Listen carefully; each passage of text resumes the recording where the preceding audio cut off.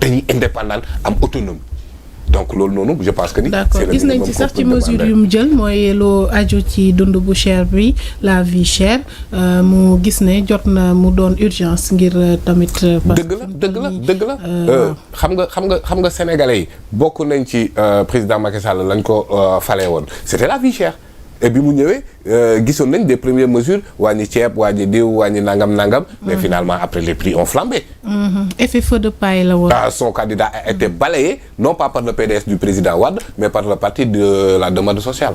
c'est aussi PDS mais bon demande sociale xiif njëg yi cher saa waay foofu il y avait tout un tas de problèmes et effectivement le président Diomaye. il a les mécanismes parce que n'oublie pas qu'il est l'inspecteur principal des impôts et domaines. donc xam ne ci yan la ñuy agir pour jéem a soit élargir l'assiette fiscale wala relever taux imposable ci yenn ñu bëri doole yi. pour permettre à ce que la vie chère ñu mën koo alléger par des subventions wala par yenn éliminer yenn kii fiscales yi. donc il peut le faire. il peut le faire am na yeneen dogal yu mu jël lu ci mel ni indemnisation des victimes. d'abord yow naka nga ko analyser. waaw gis nga. ci ni communiqué bi génnee. ci conseil des ministres amnistie bi tamit. voilà parce que les gens font aussi beaucoup d'amalgame. waaw amnistie bi ça ne fait pas obstacle à l'indemnisation de ñi nga xamante ne ñoom ñoo impacté ci événement wu février 2021 jusqu'au mois de mars 2024. amnistie bi deful obstacle à l'indemnisation. amnistie li muy effacer. moom mooy les infractions. infraction moom mooy lépp lu jëm ci aspect pénal maa xam di aspect pénal ñaar la. peine d'emprisonnement ak amende ñaar yooyu la. donc kon ki nga xamante ne dafa victime la ci moom mën na sax continuer porter plainte ci civil. mooy fi nga xamante ne yow da nga subir préjudice. te ñu war la indemniser ki nga xamante ne peut-être amul njaboot bu faatu sax les familles endeuillées mais ki nga xamante ne yoonam newuloon ci manifestation ñu toj bu digam. il a subi une préjudice boo xamante ne infraction bi amnistié nañ ko c'est-à-dire ki toj loolu ki taal loolu noonu duñ ko tëj. parce que amnistié nañ les faits mais li mu ñàkk moom préjudice bi mu subir. préjudice boobu moom loolu fayul. te d'ailleurs boo delluwaatee ci loi d'amnistie bi ñu ngi la koy bindal que l'amnistie ne porte pas atteinte aux droits des tiers. ça ne porte pas atteinte aux droits des tiers ça veut dire que ça ne porte pas atteinte à une indemnisation donc kon li président Diomaye wax mën nañ ko def mais boobu laalagul loi d'amnistie bi. man je suis pour à ce que ñu modifier la loi d'amnistie bu waxuma sax waxu abrogation mais modification. de la loi d'amnistie je suis d'accord. mais ci aspect bii nii moom concerné wul amnistie et déjà ki nga xam ne dafa ñàkk doomam.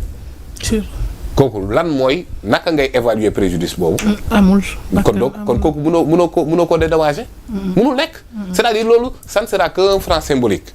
mais ça ne peut pas réparer ce préjudice parce que am na ñoo xamante ne préjudice yu ñu ci subir c'est irréparable.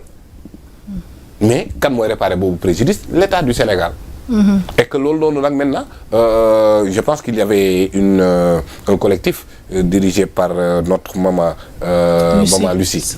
voilà donc ñooñu noonu ñëpp ñi nga xamante ne nag ku ci nekk subir nga ci préjudice nañ dem rapproché wu ci collectif boobu noonu à côté de maman Lucie ñoom dinañu xam parce que président à coup sûr dina leen recevoir xam l'étendue de cette problématique là pour que effectivement c'est dans le cadre boo gisee ci conseil des ministres bi mu ngi ne dans le cadre de la réconciliation nationale effectivement ñooñu dañ leen a tooñ.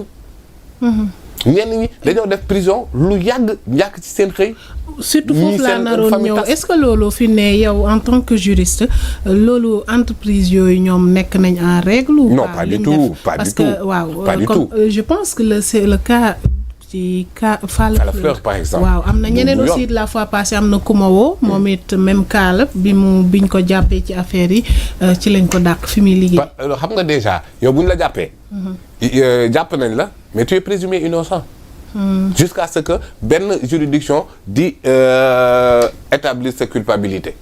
Mais yow koo xamante ne présomption d'innocence ne serait-ce que par un devoir humanitaire. nit di la liggéey pendant autant de temps xëy jour ñu tooñ ko tëj ko ci prison bi malgré sa présomption d'innocence il est privé de liberté yow minimum de décence sax c'était de lui apporter soutien mais nga licencier ko sur cette base là le licenciement est abusif.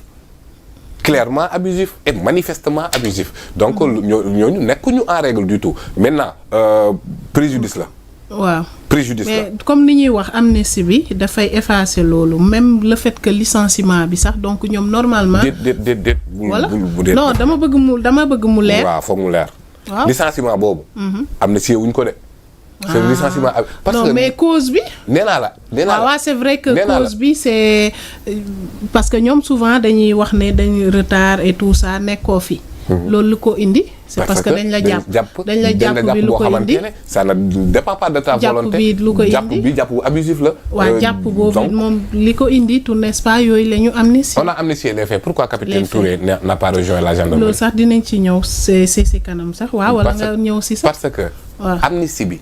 concerné wul benn aspect administratif. La radiation n'est pas une infraction. te amnistie bi nee naa la infraction kese la dindi. Donc la sanction contre le capitaine Touré ce n'était pas une sanction pénale. C'était une sanction disciplinaire. Donc mesure administrative loolu amnistié wuñu. kon moom amul beneen issue pour mu mën ah si parce que tout le monde sait que il a été radié de manière abusive.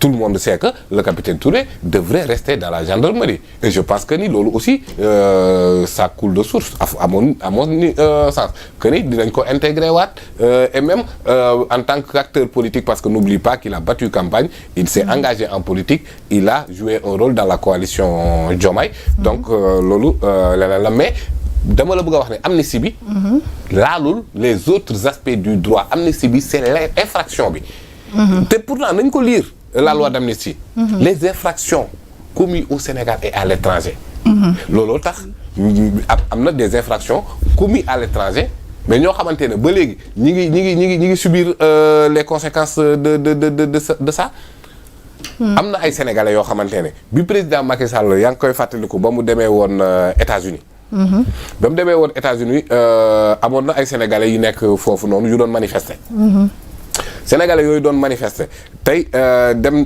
kii nañ leen amnistié nañ leen mais tey jii ni ba nii may wax ak yow dama lay liiral seen tur El Hadj Bara Kairé Serigne Diagne Touré Saliou Diop ñett ñii ma lay wax ba léegi ba nii may waxee ak yow ñu ngi takk ay bracelets électroniques sur ces mêmes faits là amnistiés sur ces mêmes faits amnistiés ñu ngi takk ay bracelets électroniques amnistie bi laalu leen lu tax loolu parce que ñu ngi États-Unis bi président Macky Sall ñëwee woon foofu ci lañ manifesté woon ñu takkal leen bracelet électronique président Macky Sall ba mu demee ba amnistié mbir mi ñoom ñu dem ci système judiciaire bi foofu. waaw ne leen ñun lii suñu dëkk amnistié nañ ko. waaw ñu ne leen ñun yéen dañ leen a takkal lii sur la base de la loi américaine. te amnistie boobu sax ñun yëgaguñ ko donc c'est de là maa ngi interpellé madame Yacine Fall ministre des Affaires étrangères. ñu saisir les autorités. foofu noonu aux États-Unis wax leen que ni ces faits là yi ñu téye ñoom Kairé bu Sonko leen koy woowee loolu ñu leen takkalee bracelet c'est amnistié parce que l'amnistie est claire commis au Sénégal et à l'étranger donc ñoom waratuñu takk bracelet électronique benn ñaareel ba moom mooy ñooñu dañoo am yi njaboot nekkoon ci seen i liggéey fi mu toll nii mënatuñ liggéey à cause parce que bracelet électronique dañ lay cantonné ci benn kii mënatuñ liggéey fi mu toll nii donc kon le gouvernement ci biir réparation préjudice boobu noonu am na ñoo xamante ne ba léegi ñu ngi continuer di dund les conséquences de ça alors que ces conséquences là sont déjà amnistiées loolu dama ci interpeller madame le ministre Yacine Fall pour que mu taxaw ci kaawu sénégalais yooyu nga xamante ne ñi ngi aux États-Unis takk ay bracelets électroniques mënatuñ dem mënatuñ dikk mënatuñ liggéey te loolu tamit jàpp naa ne du yoon. en passant sax dañ koy ci interpeller waale ci situation wu sénégalais yi nekk ca Brésil gis nañ les images tey ci suba sax jot nañ ko daal di wax mais waaw lu daw yaram la mais di ko ci interpeller moom aussi tamit ñu waaw jot na ñuy xam ñi ci biti réew di xam ne seen dëkk mu ngi xool ci ñoom mu ngi veiller ci ñoom jot na parce que loolee dañ koy faral di ko aussi dundinu sénégalais yi à l'extérieur je ne sais pas si ça entre ci biir ministère am ou pas l'intégration africaine les affaires extérieures les affaires étrangères ak sénégalais de l'extérieur parce que sénégalais de l'extérieur je pense que c'est ci beneen ministère mais de toute façon les sénégalais yi nga xamante ne établis nañ à l'étranger te it qui ont joué un rôle déterminant ci alternative bii nii am parce que je ne l'appelle pas alternance cette fois-ci. J'appelle ça alternative parce que c'est un changement de système ce n'est pas un changement d'homme xam nga les Sénégalais de la diaspora dañu am taxawaay boo xamante ne c'est salutaire sur tous les plans parce que jàpp naa ne li waral prise de conscience bi njëkk a commencé ci ñoom dañoo dem ci dëkk yoo xamante ne ils voient benn cadence de développement très très efficace te seen dëkk ëppalewul ñooñu ëppalewuñ seen dëkk dara donc ñu bëgg loolu seen réew c'est pourquoi la révolution on peut le dire li ko déclenché aussi ça a commencé par la diaspora alors donc kon loolu noonu ci amnistie boobu noonu laalaguñ loi bi mais réconciliation nationale bi le président Diomaye woote ci réunion conseil des ministres bi loolu noonu dafa war a am impact ba ci biir sénégalais yi nekk ci diaspora bi et cetera donc loolu noonu je pense que ni c'est un impératif. gis nañ liñ fi wax nii muy des choses yoo xam ne xewoon na fi wax nga ko sànq mooy manifestation et autres ba mu am ba famille ba ñuy xool nu ñuy def ba indemniser leen xool nu ñuy amee réconciliation mais ci yooyee am yëpp bëri na si amoon na si ñoo xamante ne bi daan nañ leen ci daan tudd ku si mel ni général Moussa Fall léegi gis nañ ne moom niki démb wala bërki démb jot nañ ko daal di jëlee ci fa mu nekkoon naka nga ko gisee. C'est le président qui nomme aux emplois civils et militaires. C'est-à-dire ça ne donne même pas lieu à de commentaires. Pourquoi? Parce que c'est le président qui a la prérogative de nommer aux emplois civils et militaires. Oui, bien ça sûr. c'est une première chose. Donc kon mën na jëlee le général Moussa Fall au commandant de la gendarmerie teg fa keneen. D'ailleurs ki ko remplacé c'était son adjoint. Le haut commandant en second le général Martin Faye. Donc kooku moo nekkoon second Moussa Fall. Est-ce que tu veux me dire que c'est une sanction? Peut-être pas. Dans la foulée de ces manifestations, février 2021 jusqu'à nos jours, toute cette chaîne boobu noonu yëpp ce n'était pas le général Moussa Fall qui était au commandant de la gendarmerie. N'oublie pas qu'il y avait le général Jean-Baptiste Tine bi nga xamante ne nekkoon na au commandant de la gendarmerie lui aussi démis de ses fonctions avant sa retraite. Alors donc li nga xamante ne moom moo laa doon wax dès le début c'est-à-dire délit de faciès. Délit de faciès. C'est-à-dire c'est Moussa Fall tout le monde se rue non moo def nangam moo def nangam moo def nangam.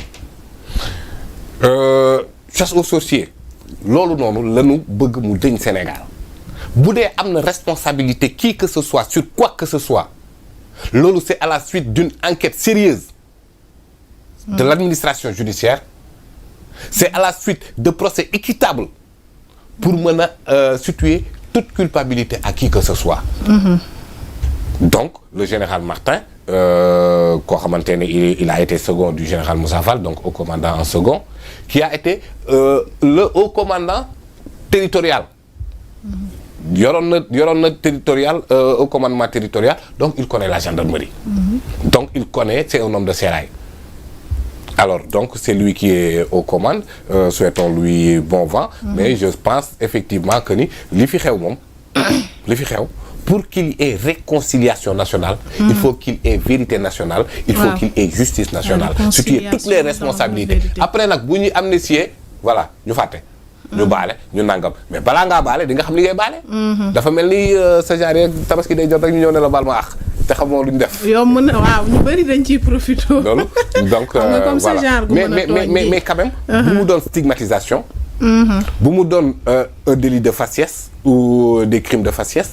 bu mu doon ne diw mii nii def kii maanaam la clameur publique quoi ne doit pas guider. Le fait que dañu war a situer les responsabilités ça ne doit pas être guidé par la clameur publique.